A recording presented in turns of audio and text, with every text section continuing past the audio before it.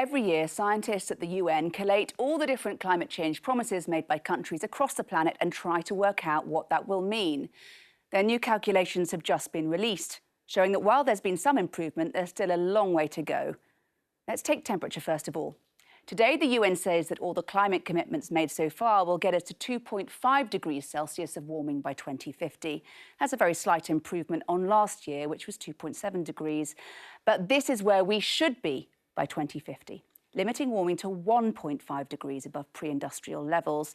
That's the best case and would help us avoid the very worst effects of climate change. 1 degree may not sound like much, but it is enough to dramatically increase the impact of climate change on things like sea level rises and severe events like flooding, drought and heat waves. Now let's have a look at carbon dioxide emissions, another key metric.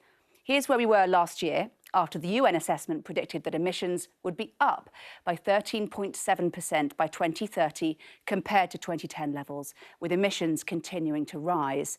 There's actually been an improvement this year. Current commitments will increase emissions by slightly less, 10.6% by 2030, and will rise no further. But here's the bad news. It's still nowhere near enough. This is where we should be, according to the UN. Emissions need to be cut by 45% by 2030 if we are to stay on track for 1.5 degrees of warming. So why do we have this huge gap between what's been pledged and what's needed? Well, these dots represent the 193 nations that signed that famous Paris Climate Agreement pledge to keep global warming well below 2 degrees and ideally at 1.5. Last year, at the COP26 UN Climate Summit in Glasgow, they all promised to increase or update their plans every single year.